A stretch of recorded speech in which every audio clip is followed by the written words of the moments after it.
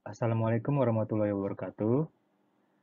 Kami di sini kelompok 2 akan mempresentasikan yang berjudul dari The Internet and Digital and Social Media yang terdiri dari Anisha Aulia Asmarani, saya sendiri Arwan Audino Arianto, Ataya Vita Krisrana, Muhammad Ahnaf Wicaksono, dan Weni Indasari.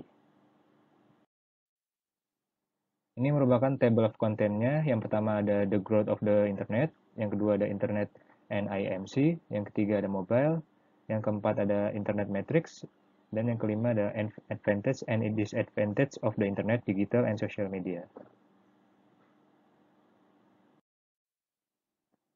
Yang pertama ada The Growth of the Internet. Why the rapid adoption of the Internet? Jadi pertumbuhan internet yang kita alami saat ini terasa cukup cepat, terutama terhadap revolusi digital. Dalam lingkup pemasaran, pemasar perlu menyesuaikan strategi untuk menyesuaikan berbagai perkembangan digital. Potensi ini dalam perkembangan internet cukup besar. Kalau yang kita tahu, terdapat 2 miliar pengguna internet di seluruh dunia.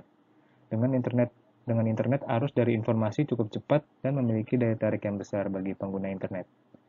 Internet seperti tempat yang tidak memiliki batasan karena kita dapat menemukan apa saja yang kita cari, terutama semenjak adanya e-commerce. Kita menjadi lebih mudah dalam membeli barang yang kita cari. Berdasarkan grafik di samping, ini merupakan data yang menunjukkan perkembangan jumlah website dari tiap tahunnya, yang terus meningkat secara drastis, di mana sudah menyentuh di angka 1,5 miliar lebih dari website.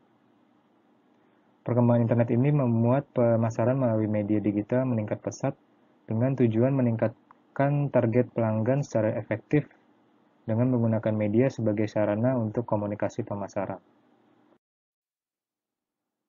Ini merupakan dari web objektifnya, yaitu tujuan dari perusahaan membuat suatu website adalah bentuk informasi satu arah untuk konsumen.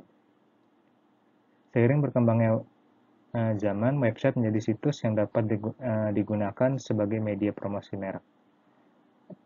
Selain itu juga memposisikan merek, menawarkan promosi, produk, dan layanan untuk dijual dengan tampilan berupa katalog yang memungkinkan berbagai interaksi tambahan.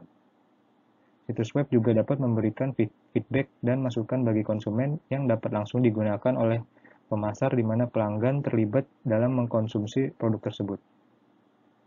Tujuan menyebarkan informasi dan menjual produk tetap ada, tetapi tujuan komunikasi dan penjualan tambahan juga sedang ditingkatkan sebagai merupakan media komunikasi yang memungkinkan perusahaan untuk menciptakan kesadaran, memberikan informasi, mempengaruhi sikap, serta mengajar dari tujuan komunikasi lainnya. Selanjutnya ini adalah communication objektif dari perusahaan yang ingin dicapai. Terdapat berbagai jenis dari communication objektif. Yang pertama ada create the awareness. Jadi bagi perusahaan kecil dengan anggaran terbatas, web dapat memberikan peluang untuk menciptakan kesadaran, di mana menggunakan media tradisional. Contohnya brand fashion ini yang mencoba mengembangkan perusahaan menggunakan website untuk meningkatkan kesadaran konsumen dan exposure di seluruh dunia dengan biaya yang sesuai budget. Namun internet tidak menjadi elemen IMC yang lebih efektif dibanding iklan media massa seperti TV maupun radio. Berbagai penelitian menunjukkan keefektifan TV lebih dapat mengarahkan pengunjung ke situs web. Selanjutnya ada generate interest. Contohnya ini adalah situs redbull.com yang mendemonstrasikan bagaimana situs dapat digunakan untuk menghasilkan minat pelanggan. Situs menyediakan berita, streaming langsung, video, dan lainnya, yang dapat dilihat dari sudut pandang dunia Red Bull. Tujuan dari situs ini adalah membuat banyak orang lain menyukainya dengan cara yang sederhana. Dengan menciptakan minat yang akan membawa pengunjung kembali untuk mempelajari lebih lanjut tentang produk. Dan tentu saja tujuannya untuk menjual produk dari perusahaan Red Bull sendiri. Selanjutnya ada disseminate information, yaitu salah satu tujuan utama web adalah memberikan informasi yang mendalam tentang layanan produk dan perusahaan. Kepemilikan web bagi perusahaan sudah menjadi kebutuhan, di mana perusahaan yang tidak memiliki situs jarang terjadi. Jikapun ada, besar kemungkinan konsumen akan ragu-ragu dalam memilih layanan produk perusahaan tersebut, karena tidak dapat memperoleh informasi perusahaan dengan jelas. Selanjutnya ada create an image, di mana web dirancang untuk mencerminkan citra suatu perusahaan yang ingin dilihat oleh konsumen. Contohnya, gambar di samping yaitu website Unilever yang memperlihatkan informasi bahwa produk-produk dari Unilever ini berkelanjutan. Produknya juga peduli lingkungan dan sangat baik bagi kesehatan. Sehingga menunjukkan image bahwa perusahaan Unilever ini mengedepankan dari Go Green. Selanjutnya ada create a strong brand, yaitu pada awalnya perusahaan mengalami kesulitan menggunakan internet untuk membangun merek mereka. Namun pada gambar situs Red Bull di samping merupakan bagian jenis dari integral IMC dengan menggunakan kampanye Red Bull Give You Wings.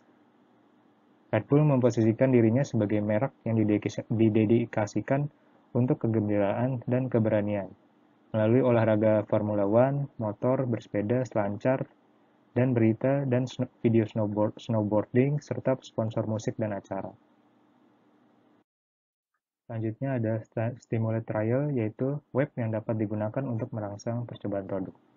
Bagi pemasar, internet merupakan media yang efektif untuk melakukan uji coba produk. Seringkali situs web menawarkan kupon dalam upaya untuk merangsang percobaan produk mereka. Contohnya ini adalah dari Disney Hot Plus yang melakukan penawaran promo gratis berlangganan dengan berlangganan menggunakan Telkomsel. Selanjutnya ada create buzz, yaitu web yang memiliki kemampuan membuat buzz seperti kejadian viral di jejaring sosial dan situs lain. Hal ini membuat pemasar berniat menggunakan buzz dengan menyebarkan informasi dan juga secara mulut ke mulut.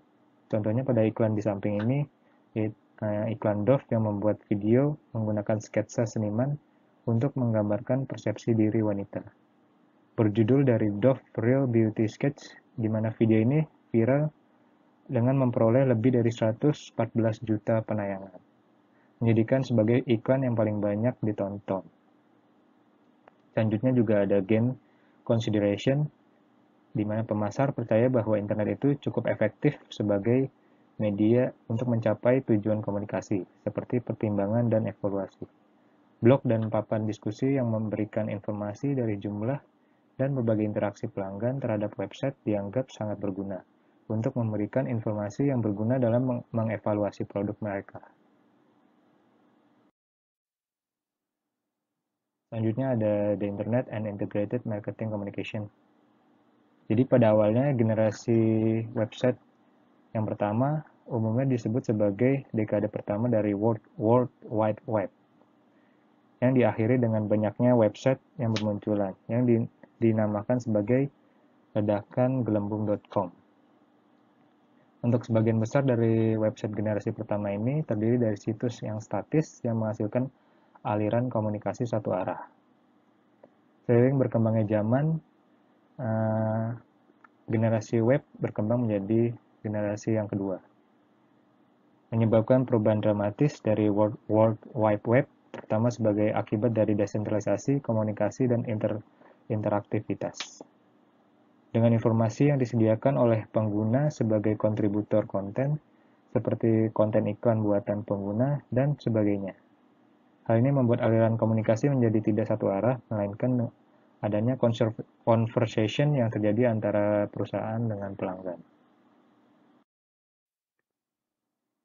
Ini merupakan berbagai bentuk iklan pada generasi website pertama yang lebih bentuknya satu arah. Yang pertama ada banners, yaitu bentuk periklanan yang paling umum di web adalah iklan spanduk atau banners, yang diperkirakan rata-rata pengguna internet melihat lebih dari 1.700 iklan spanduk per bulan.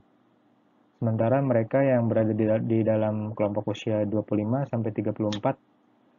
melihat lebih dari 2.000 iklan spanduk yang mungkin digunakan untuk menciptakan kesadaran atau pengakuan, memasukkan pemirsa ke dalam kontes dan undian untuk tujuan pemasaran langsung. Selanjutnya juga ada jenis sponsorship, di mana jenis regular sponsorship ini terjadi saat perusahaan membayar untuk mensponsori bagian dari sebuah situs. Pada perjanjian sponsor ini, pihak pemberi sponsor tidak hanya memberikan uang atas imbalan nama, tapi juga berpartisipasi dalam penyediaan konten agar selaras nantinya.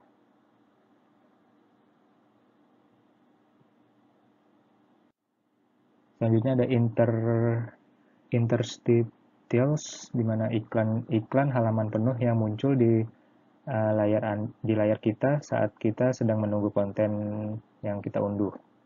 Tidak seperti iklan spanduk, iklan ini membutuhkan pemirsa untuk mengklik iklan yang dapat melanjutkan ke situs yang ingin mereka buka. Iklan jenis ini lebih banyak tidak disukai konsumen karena iklan ini sangat sulit disingkirkan di berbagai pengguna mobile phone. Selanjutnya ada pop-ups atau pop-ups under, yaitu di mana ketika kita sedang menggunakan internet, biasanya suka ada iklan yang muncul tiba-tiba di layar kita. Itu merupakan bentuk dari iklan pop-up yang sering muncul kapanpun kita mengakses dari situs tertentu.